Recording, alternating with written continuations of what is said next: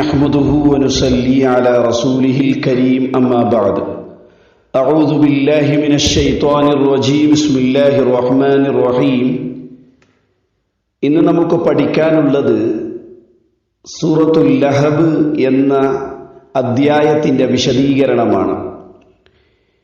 വിശുദ്ധ ഖുർആനിലെ 111ാമത്തെ അധ്യായമായ ഈ സൂറത്തുൽ ലഹബിൽ 5 ആയത്തുകളും ഒരു റുകൂവുമാണുള്ളത്.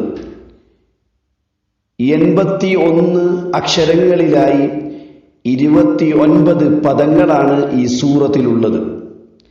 ഈ സൂറത്തിൽ വന്ന ഓരോ പദങ്ങളെയും അടിസ്ഥാനപ്പെടുത്തിക്കൊണ്ട് ഈ സൂറത്തിന് പല പേരുകളും ഹദീസുകളിൽ വന്നിട്ടുണ്ട്. ഉദാഹരണമായി സൂറത്തുൽ മസദ് അഥവാ ഈന്തപ്പന നാര് എന്ന ഒരു പേര് ഈ സൂറത്തിനുണ്ട്.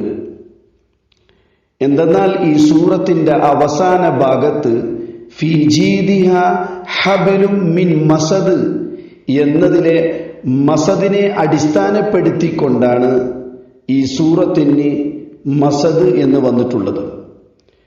അതുപോലെ തന്നെ ഈ സൂറത്തിന്റെ തുടക്കത്തിൽ 2 പ്രാവശ്യം തബ്ബത്ത് എന്ന വാക്ക് വന്നതിന്റെ പേരിൽ സൂറത്തു തബ്ബത്ത് എന്ന ഒരു പേരും ഇതിനുണ്ട്. മൂന്നാമതായിട്ട് സൂറത്ത് അബി ലഹബ് എന്നും 4ാമതായി സൂറത്തുൽ ലഹബ് എന്ന പേരും ഈ അധ്യായത്തിനുണ്ട്. ഇതിന്റെ അവതരണ പശ്ചാത്തലം എന്താണെന്ന് നമുക്ക് ആദ്യമായി ചർച്ച ചെയ്യാം.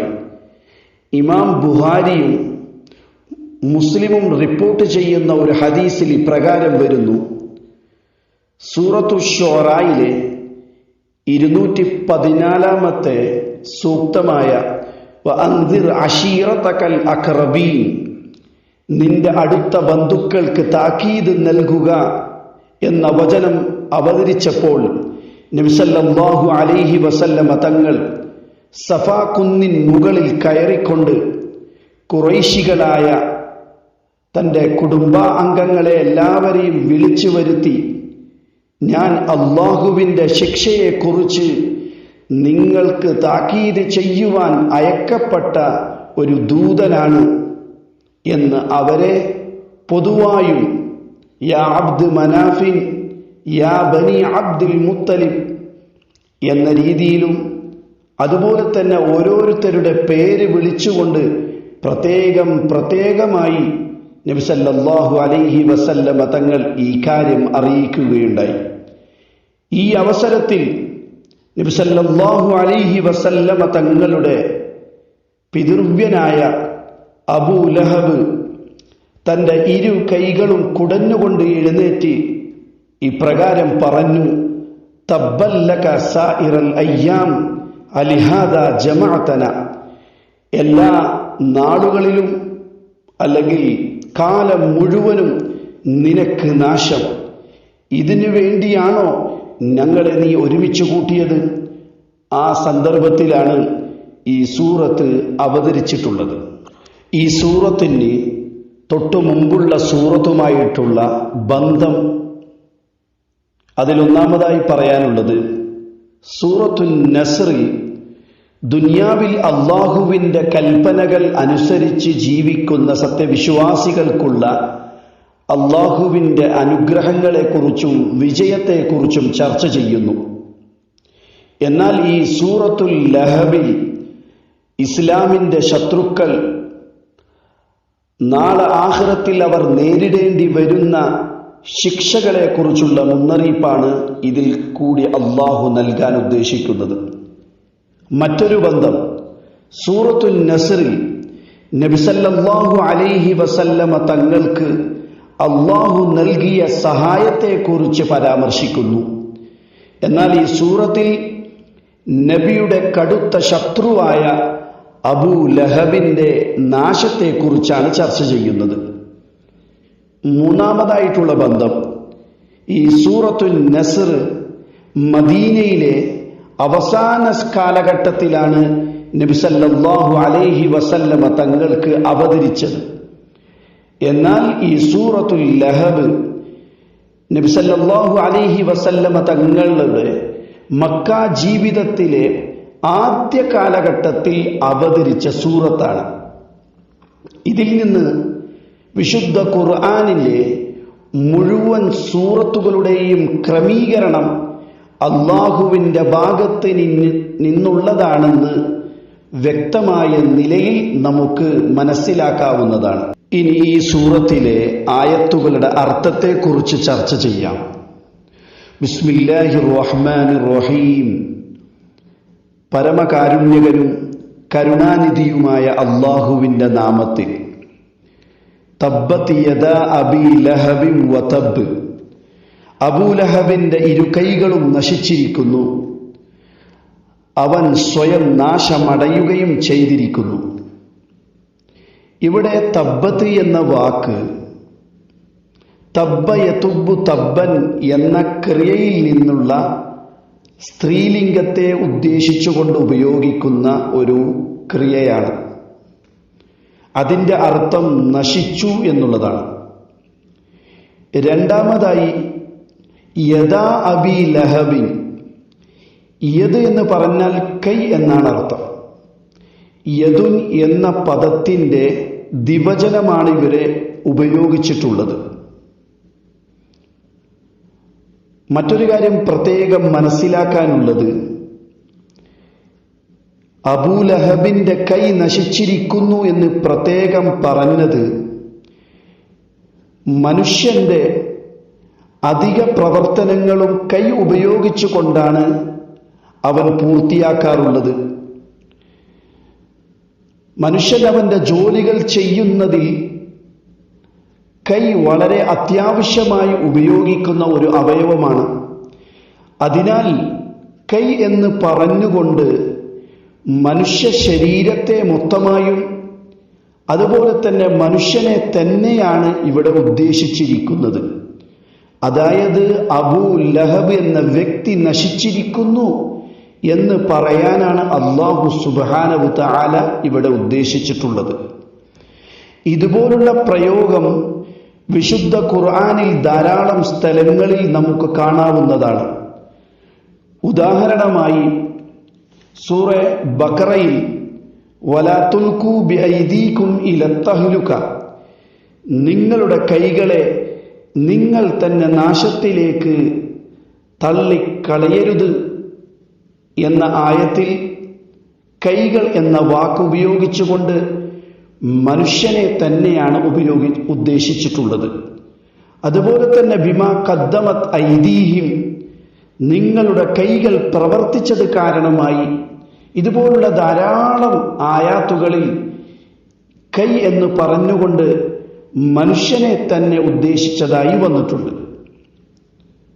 മറ്റൊരു പ്രധാനപ്പെട്ട കാര്യം, ഈ സൂറത്തിൽ അബൂ ലഹബിന്റെ ഇരു കൈകളും എന്ന് പ്രത്യേകം പറഞ്ഞതിൻ്റെ കാരണത്തെക്കുറിച്ച് മുഫസ്സിരീങ്ങൾ അവരുടെ ഗ്രന്ഥങ്ങളിൽ ഇപ്രകാരം എഴുതുന്നു: ഈ വ്യക്തി അദ്ദേഹത്തിൻ്റെ ഇരു കൈകളും ഉപയോഗിച്ചുകൊണ്ട് നബി സല്ലല്ലാഹു അലൈഹി വസല്ലമ തങ്ങളുടെ മേൽ കല്ലുകൾ എറിയുമായിരുന്നു. അതുപോലെ തന്നെ ഇമാം ബൈഹഖി തൻ്റെ ഗ്രന്ഥത്തിൽ ഒരു റിപ്പോർട്ട് കൊണ്ടുവരുന്നുണ്ട്. ഇബ്നു അബ്ബാസ് റളിയല്ലാഹു അൻഹു പറയുന്നു, അബൂ ലഹബ് ഒരു ദിവസം ഇപ്രകാരം പറഞ്ഞു: മുഹമ്മദ് മരണത്തിന് ശേഷം പല കാര്യങ്ങളും സംഭവിക്കുമെന്ന് നമ്മെ പേടിപ്പിക്കുന്നുണ്ട്. തുടർന്ന് തൻ്റെ ഇരു കൈകളിലേക്കും നോക്കിക്കൊണ്ട് അവൻ ഉറക്കെ വിളിച്ചു പറഞ്ഞു, ഈ രണ്ട് കൈകളിലും ആ മുന്നറിയിപ്പുകളിൽപ്പെട്ട ഒരു കാര്യവും സംഭവിച്ചിട്ടേയില്ല.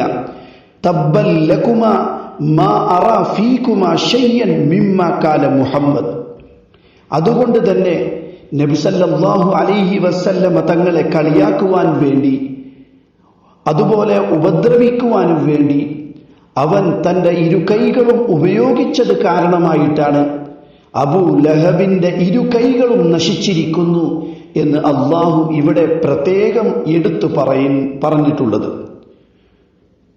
രണ്ടാമതായി ചില മുഫസ്സിരീങ്ങൾ ഇപ്രകാരം എഴുതുന്നു, ഇവിടെ 2 കൈകൾ എന്ന് പറഞ്ഞതുകൊണ്ട് അബൂ ലഹബിന്റെ ദുനിയാവും ആഖിറവും നശിച്ചു എന്ന് പറയാനാണ് അല്ലാഹു സുബ്ഹാനഹു തആല ഉദ്ദേശിക്കുന്നത്. അടുത്തതായി അബൂ ലഹബ് എന്ന പദത്തെക്കുറിച്ച് നമുക്ക് ചർച്ച ചെയ്യാം. നബി സല്ലല്ലാഹു അലൈഹി വസല്ലമ തങ്ങളുടെ പിതൃവ്യനായ ഈ അബൂ ലഹബിന്റെ യഥാർത്ഥ പേര് ഉസ്സ എന്ന വിഗ്രഹത്തിന്റെ അടിമ എന്ന അർത്ഥമുള്ള അബ്ദുൽ ഉസ്സ എന്നതായിരുന്നു. ഇദ്ദേഹം നല്ല തെളിച്ചവും ശോഭയുമുള്ള മുഖത്തിന്റെ ഉടമയായിരുന്നു. അതുകൊണ്ടാണ് ഇദ്ദേഹത്തെ അബൂ ലഹബ് എന്ന പേരിൽ അറിയപ്പെടുന്നത്. ഏതെങ്കിലും ഒരു വസ്തുവോട് ഇബ്നുൻ മകൻ, അഖുൻ അഥവാ സഹോദരൻ, അബുൻ അഥവാ പിതാവ് ഇതുപോലുള്ള വാക്കുകൾ ചേർത്ത് ആ വസ്തുവിൻ്റെ ഉടമ, ആ വസ്തുവുള്ള ആള് എന്ന അർത്ഥത്തിൽ അറബികൾ സാധാരണ ഉപയോഗിക്കാറുണ്ട്. ഉദാഹരണമായി ഈ യാത്രക്കാരനെ ഇബ്നു സബീൽ എന്ന് പറയാറുണ്ട്. അതേപോലെ തന്നെ അറബി വംശജനെ അഹുൽ അറബ് എന്നും പറയാറുണ്ട്. അതുപോലെ തന്നെ ശരീരത്തിൽ മണ്ണ് പറ്റിയ വ്യക്തികളെ അബൂ തുറാബ് എന്നൊക്കെ വിശേഷിപ്പിക്കാറുണ്ട്. ഇതുപോലെ തന്നെയാണ് ഇവിടെ അബൂ ലഹബ് എന്ന രീതിയിൽ ജനിക്കുന്ന മുഖത്തിന്റെ ഉടമ എന്ന അർത്ഥത്തിലാണ് ഇവിടെ ഉപയോഗിച്ചിട്ടുള്ളത് എന്ന് ചില മുഫസ്സിരീങ്ങൾ അഭിപ്രായപ്പെടുന്നു.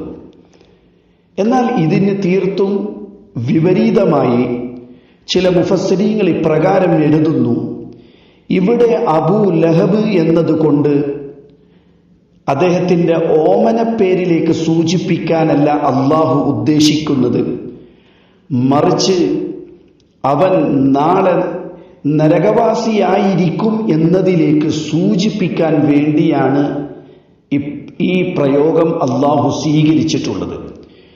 കാരണം തർക്കിക്കുന്ന വ്യക്തികളെ അഹുൽ ഹർബ് എന്നൊക്കെ പറയാറുള്ളത് പോലെയാണ് ഈ ഒരു വാക്ക് ഉപയോഗിച്ചിട്ടുള്ളത്. ഇമാം മഹല്ലി റഹ്മത്തുള്ളാഹി അലൈഹി തന്റെ തഫ്സീറുൽ ജലാലൈൻ പ്രകാരം എഴുതുന്നു, തുടക്കത്തിൽ ഇദ്ദേഹത്തിന്റെ ജനിക്കുന്ന ശോഭയാർന്ന മുഖത്തിന്റെ പേരിലാണ് അബൂ ലഹബ് എന്ന ഓമന പേരിൽ ഇദ്ദേഹം അറിയപ്പെടാറുള്ളത്. പിന്നീട് നരകവാസിയാണ് എന്ന നിലയിൽ ഈ പേര് രൂപാന്തരം പ്രാപിച്ചു എന്ന് അദ്ദേഹം രേഖപ്പെടുത്തുന്നു. മനസ്സിലാക്കിയതുപോലെ തന്നെ നബി സല്ലല്ലാഹു അലൈഹി വസല്ലമ തങ്ങളുടെ തൗഹീദിന്റെ പ്രബോധനം തുടങ്ങിയ കാലം മുതൽ ഇദ്ദേഹം നബി സല്ലല്ലാഹു അലൈഹി വസല്ലമ തങ്ങളുടെ ശത്രുവായി നിലകൊണ്ടിരുന്നു. ഇദ്ദേഹത്തിന്റെ മരണം വരെ ഈ ശത്രുതയും പകയും ഇദ്ദേഹം വെച്ചു പുലർത്തിക്കൊണ്ടേയിരുന്നു. ഇദ്ദേഹം നബി സല്ലല്ലാഹു അലൈഹി വസല്ലമ തങ്ങളുടെ അടുത്ത കുടുംബക്കാരനായിരിക്കെ തന്നെ കിട്ടിയ അവസരങ്ങളെല്ലാം തന്നെ നബി സല്ലല്ലാഹു അലൈഹി വസല്ലമ തങ്ങളെ ഉപദ്രവിക്കാനും അപമാനിക്കുവാനുമാണ് വിനിയോഗിച്ചിരിക്കുന്നത്. നബി സല്ലല്ലാഹു അലൈഹി വസല്ലമ തങ്ങളും അബൂ ലഹബും അയൽവാസികളായിരുന്നു. നബി സല്ലല്ലാഹു അലൈഹി വസല്ലമ തങ്ങളുടെ വാതിൽക്കൽ മാലിന്യങ്ങൾ കൊണ്ടുപോയി ഇടുന്നതിനാണ് ഈ അയൽപക്ക ബന്ധം ഇദ്ദേഹം ഉപയോഗപ്പെടുത്തിയിട്ടുള്ളത്. ഖുറൈശികളുടെ നേതൃത്വ പദവി വഹിക്കുന്ന വ്യക്തിയായതുകൊണ്ട് തന്നെ നബി സല്ലല്ലാഹു അലൈഹി വസല്ലമ തങ്ങളെ പരമാവധി ഉപദ്രവിക്കാനുള്ള സാഹചര്യവും അവസരവും ഇദ്ദേഹത്തിന് വേണ്ടുവോളം കൈവന്നിരുന്നു. റബിയാത്ത് ബിൻ അബ്ബാദ് റളിയല്ലാഹു അൻഹു പറയുന്നു, ഞാൻ ജാഹിലിയത്തിലായിരിക്കുന്ന അവസരത്തിൽ ദുൽ മജാസ് എന്ന ഉത്സവ ചന്തയിൽ വെച്ച് റസൂൽ സല്ലല്ലാഹു അലൈഹി വസല്ലമ തങ്ങൾ ഇപ്രകാരം പറയുന്നതായി ഞാൻ കാണുകയുണ്ടായി. ഖൂലു ലാ ഇലാഹ ഇല്ലല്ലാഹ് തുഫ്ലിഹൂൻ. അല്ലാഹു അല്ലാത്ത ആരാധ്യനില്ല എന്ന് നിങ്ങൾ പറഞ്ഞുകൊള്ളുക, എങ്കിൽ നിങ്ങൾ വിജയിക്കുന്നതാണ്. ജനങ്ങൾ അദ്ദേഹത്തിന്റെ അടുക്കൽ ഒരുമിച്ച് കൂടാൻ തുടങ്ങിയിരുന്നു. അപ്പോൾ പ്രകാശമുള്ളവനും എന്നാൽ കോങ്ങണ്ണനുമായിട്ടുള്ള ഒരു മനുഷ്യൻ അദ്ദേഹത്തിന്റെ പുറകിൽ നിന്ന് ഇപ്രകാരം പറയുന്നുണ്ടായിരുന്നു: ഇന്നഹു സാബിയുൻ കാദിബുൻ, ഇവൻ മതം മാറിയവനാണ്, കള്ളം പറയുന്നവനാണ്. നബി പോകുന്ന സ്ഥലങ്ങളിലെല്ലാം ഈ മനുഷ്യൻ കൂടെ പോകുകയും ഈ വാക്ക് അവരോടെല്ലാം ആവർത്തിക്കുകയും ചെയ്തുകൊണ്ടേയിരുന്നു. തുടർന്ന് ഞാൻ ഈ വ്യക്തിയെക്കുറിച്ച് ജനങ്ങളോട് അന്വേഷിച്ചപ്പോൾ ഇയാൾ പ്രവാചകന്റെ പിതൃവ്യനായ അബൂ ലഹബാണെന്ന് അറിയാൻ സാധിച്ചു. ഈ ഹദീസ് അബൂ ദാവൂദും തിർമിദിയും വിശദമായ നിലയിൽ ചർച്ച ചെയ്യുന്നു. ഇവിടെ ഒരു കാര്യം പ്രത്യേകം മനസ്സിലാക്കാനുള്ളത്, കുടുംബ ബന്ധത്തിന് വലിയ സ്ഥാനം കൽപ്പിക്കുന്ന ഒരു കാലഘട്ടത്തിൽ നബിയെ സല്ലല്ലാഹു അലൈഹി വസല്ലമ തങ്ങളെ ആ പേരിൽ സഹായിക്കേണ്ടിയിരുന്ന ഈ നീചൻ നബിയോടും ദീനുൽ ഇസ്ലാമിനോടും ഇയാൾ വെച്ച് പുലർത്തിയിരുന്ന അങ്ങേയറ്റം നീചവും നികൃഷ്ടവുമായ സമീപനം സ്വീകരിച്ചത് കൊണ്ട് മാത്രമായിരിക്കണം ഇയാളുടെ പേരെടുത്ത് പറഞ്ഞ് കടുത്ത ഭാഷയിൽ അല്ലാഹു ഇദ്ദേഹത്തെ ആക്ഷേപിച്ചിട്ടുള്ളത്. ഇതിനേക്കാളും കടുത്ത ഭാഷയിൽ ചില കഠിന മുശ്രിക്കീങ്ങളെ കുറിച്ച് വിശുദ്ധ ഖുർആൻ ചർച്ച ചെയ്യുന്നുണ്ട്. എന്നാൽ അവരുടെയൊന്നും പേരെടുത്ത് പരാമർശിച്ചിട്ടേയില്ല. ഈ വ്യക്തിയുടെ പേര് പരാമർശിക്കാനുള്ള കാരണം ഈ നീചനോടുള്ള അള്ളാഹുവിൻ്റെ അതികഠിനമായ വെറുപ്പാണെന്ന് ഇതിൽ നിന്ന് നമുക്ക് മനസ്സിലാക്കാവുന്നതാണ്. പ്രവാചകന്റെ അടുത്ത ബന്ധു ആണെങ്കിലും പ്രവാചക ദൗത്യത്തെ ധിക്കരിച്ചവരോട് അള്ളാഹുവിൻ്റെ കോപം അതികഠിനമാണെന്ന് ഈ സൂക്തം നമ്മെ ബോധിപ്പിക്കുന്നു. വആഖിറു ദഅവാന അനിൽ ഹംദുലില്ലാഹി റബ്ബിൽ ആലമീൻ.